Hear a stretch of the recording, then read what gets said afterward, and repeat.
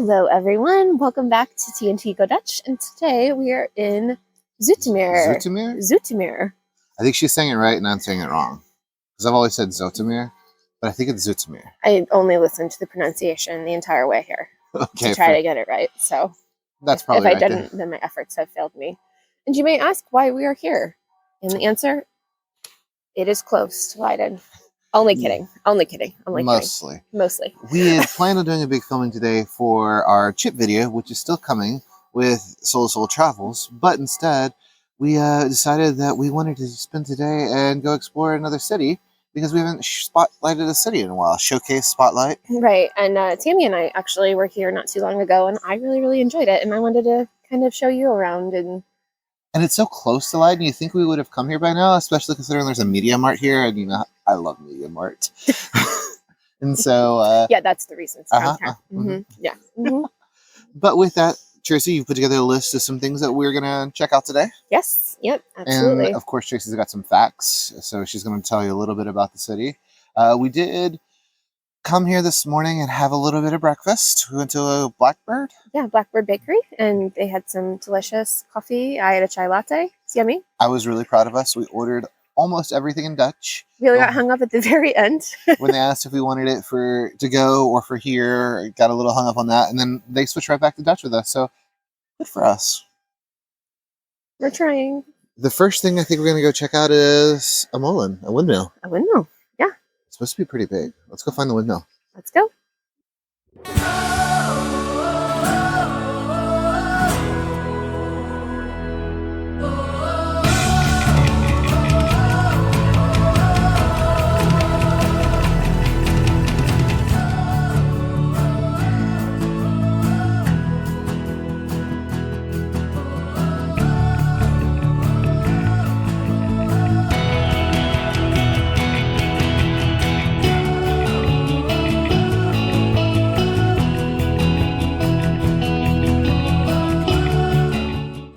This windmill, this molen, is huge. Molen de Hoop. Yeah, it's probably one of the biggest windmills I think I've seen. Well, I feel like it's actually one of the closest we've been to a windmill too. We went inside one once. Yeah, Keukenhof. Yeah, I don't think that really counts. But this windmill is special because it wasn't built terribly long ago. 1897, and it was a stone grinder for flour, and it still grinds flour to this day. If you're lucky enough to be here on a Saturday from 11 to 5, there's a bake shop inside that they sell baked goods from the flour that they grind here. So you're telling me that if I came here on a Saturday, I could have wind-powered ground bread that I could eat? I mean, from the exact same place that you're like standing on. Sure. Yeah. That's actually kind of cool. Yeah, absolutely. This place is actually really interesting because it's the roof on it's kind of cool. It's got like this scaly texture, so it kind of looks a little like a dragon or something up there. Yeah, and I think what's most fascinating to me is it's just like right in the middle of a residential area, so there's houses all over next to it. How cool would that be to live right next to a windmill? I mean, if you just like turn around, there's like literally houses right there. So that's pretty cool. But yeah, really, really fun. Shall we move on to the next thing? On to the next one. Tracy, it's time for one of my favorite segments that we have in TNT Go Dutch. Is it because you don't do any of the research for it? Probably. It is time for a city fact and a Zoetermeer fact. A Zoetermeer fact. Do you know what Zoetermeer kind of translates to? I know meer means like sea. So Sweet Lake is the actual translation, but a lot of Dutch people refer to it as Sweet Lake City. And that is because there used to be a lake in the middle of Zoetermeer, but the Dutch are really good at reclaiming the land back from water, and in the 1600s, they reclaimed the land back from said lake, Sweet Lake. That's pretty cool. Yeah. One of the things Zoetermeer is known for is its big shopping mall that's right outside of the station, or of the tram lines here. And one of the things inside of it that's really cool is right there. And it's the Video Game Museum. It's a National Videogame Museum, and Tracy and I are probably the most excited about this thing for our entire trip here.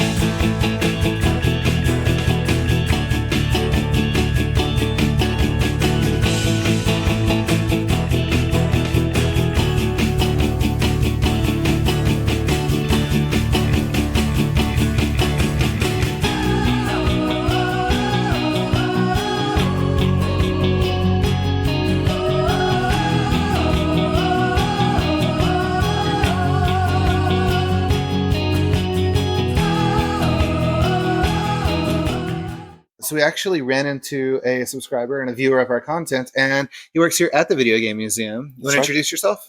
Yeah, my name is Frans, and I'm the head technician. Yeah. So he was showing us around in the back room here where they have all of the games that they're stored, that they're going to use eventually, or are spare parts for other things here. How many parts do you think, how many different machines do you think you have back here? Back here. Or total? And, well, I know the total machines are around 928. Wow. That's a lot of video game machines. And no pinball, really. Just mostly... we have a couple of pinballs, but they're broken right now, and we decided to take them down for now because they require a lot of maintenance.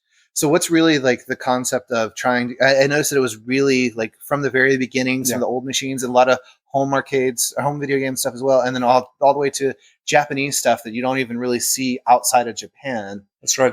We have a very large Japanese corner with rhythm games, and you can actually take your progress here. They actually work like they do in Japan. Mm-hmm. You can take your card and save your progress and go there and continue gaming.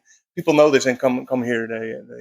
So you have people that have played these games in Japan who are now in the Zoetermeer and in the area, and then they would come here to actually keep playing those games like they played them in Japan. Yeah, they don't need to go back to Japan to finish their game. That's really, really cool. And y'all are moving soon to close by. Yes, we'll be moving soon to a location that used to be a bank. So we have several floors, so it'll have a different layout, but we'll try to move most of the things that are on the floor now back into the area so people can play them. But it's a little smaller, so we'll have to lose some machines for now. And then eventually we hope to move to a bigger space to put even more machines in because, we have 900 so and there's only 200 on display, I think. So. That's really cool. Yeah. Thank you so much for showing us around. Absolutely, no problem.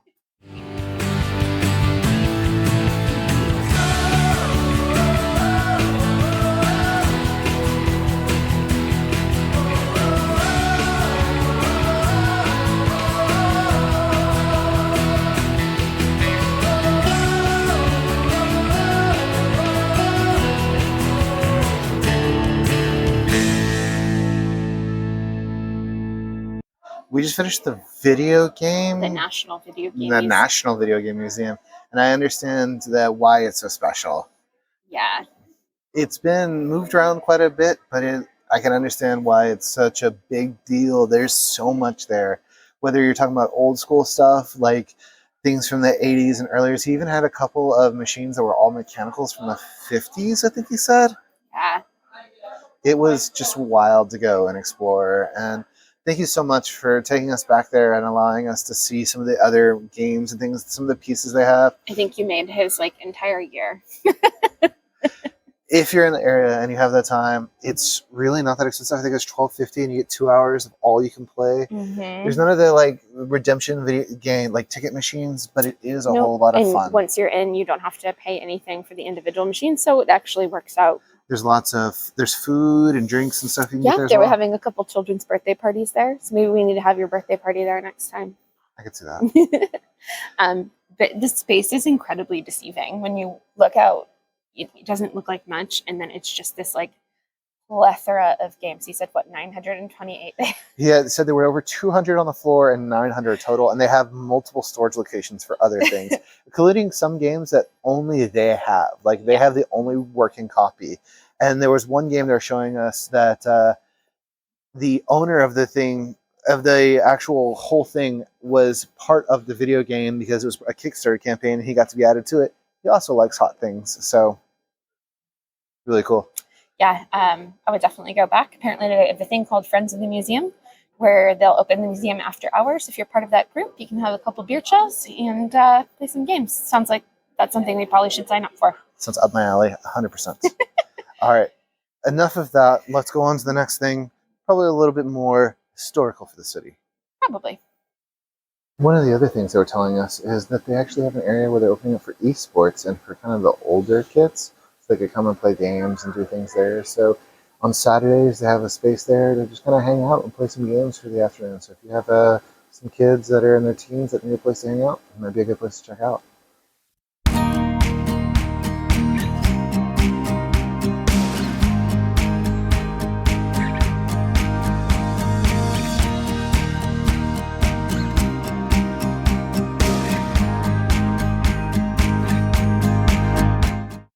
playground that is off of the Dorpstraat. Continuing maybe with the dragon theme a little bit. Mm-hmm. That leads us to our next Zoetermeer Fact. Zoetermeer was established in the 10th century by a lot of farmers and fishermen. And it wasn't until the 13th century that the city center was actually formed. And that's where we're at right now. And that's what's known as the Dorpstraat right now. Mm-hmm. And that's where a lot of the shops and restaurants are. It's a very, very adorable street. I always kind of thought Zoetermeer was just like a suburb of The Hague and Rotterdam. It's interesting that you say that, because in my research, I found out that Zoetermeer is actually the third largest population center in Zuid-Holland, behind Rotterdam and The Hague. Wait, so Zoetermeer is bigger than Leiden? Yeah. Huh. Yeah. Didn't know. Kind of crazy. But with that, all of the things that are here, you definitely see some of the parts that are feel old and some of the parts that are like brand new. I know they had a Floriade here. Yeah, back in 1992, and we're going to talk about that in a little bit because we have a special stop. Oh, all right. Let's go.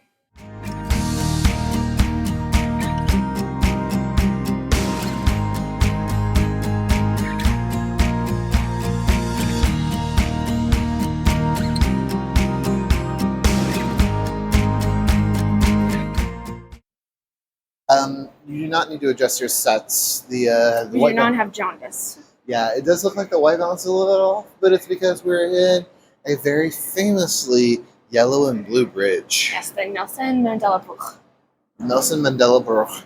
Nelson Mandela obviously being the very famous political leader from South Africa. Yes, and he was released in 1990, and this bridge started construction in 1990. Was completed in 1992, I believe, for the Floriade exhibition that was being held here, because the original bridge could not handle all of the traffic that was proposed that was going to come to the city. This bridge actually just got fixed up because it was broken down, right? Yeah, at the beginning of this year, it actually just recently reopened to be able to handle the foot traffic and the bike traffic that goes on through here. So feeling super safe right now. Yeah, it does appear to still be a little bit under construction. But the bridge was created by a Dutch architect named Johan Bach. And it is in blue and yellow, which happens to be the coat of arms for Zoetermeer and the flag for Zoetermeer.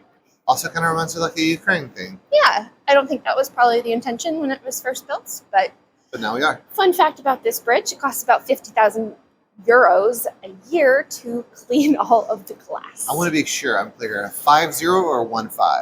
50. Oh my gosh. 50,000 euros. That's like somebody's full-time job to clean this bridge. The bridge. So, I don't feel like I need to see it again. Personally, it's not my architectural cup of tea, but yeah, it's not the prettiest, to be honest. And it looks like they could probably use about one of those $50,000 glass cleanings, 50,000 euro glass cleanings about now. Yeah. So, yeah. Tracy, are you suddenly taller than me? We're on steps. But with that, Tracy, what do people actually do here? Like, for a job, what do people do in Zoetermeer? For a living, their career? Yeah. Actually, it's funny you say that. So it's time for another Zoetermeer fact. About 20% of the people that live in Zoetermeer actually work in the IT industry. There's a big IT presence here. Siemens has its Dutch electronics campus here. That's cool. And is Siemens the only one? No, Toshiba has its medical systems hub here as well. That's pretty cool. So a little bit of science, a little bit of medicine, all mixed together. And as an homage to the tech industry here, the Zoetermeer City Hall was the first city hall to appear in the virtual reality game Second Life. So for those of you who don't know what Second Life is, it's a little like Metaverse, or if you're part of our demographic and probably older, it's like a video game place that people can go and pretend to be in the real world together. So when you're in the game, you can go visit the Zoetermeer City Hall. I don't really get it.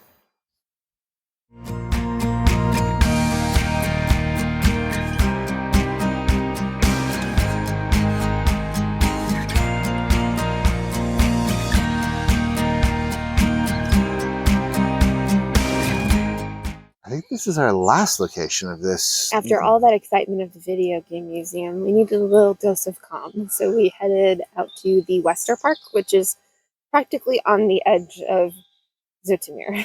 Yeah, it's really almost not Zoetermeer. If you can't tell, it's very natural because all the sounds of the birds around us. But it's a beautiful park. It's actually over 220 acres. It's almost as big as Central Park in New York Okay, City. that's really big. And it's like a recreation, like lover's paradise. There's a bowling alley, a golf course. There's a few restaurants, walking trails, biking trails. We saw a bunch of paddle boats. There's also 2 places here that are very wintertime sports oriented, but you can Mhm. enjoy all year long. One of them I really wanted to check out for a while is Snow World. It's an indoor snow place. I thought it was just going to be like a little ramp, but you on the bus ride here from Light, you can see it. It looks like it's just jutting out of the earth and looks really, really tall and cool. There's like 10 ski lifts and 3 different hills. There's 4 different restaurants, saunas, massage therapy. I mean, it sounds like you could make an entire day out of it. So let us know if you've been to Snow World or if you'd like to see us go. That could See be me cool. fall on my face while I try to ski for the first time. Yeah.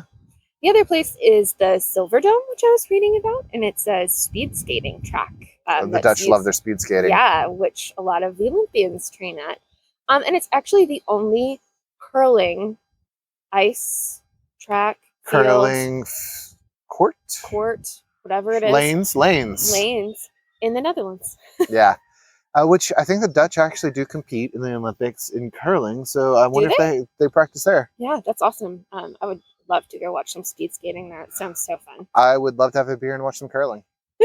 It's one of my like low-key favorite things in the Olympics to watch. Tracy, what do you think overall about Zoetermeer?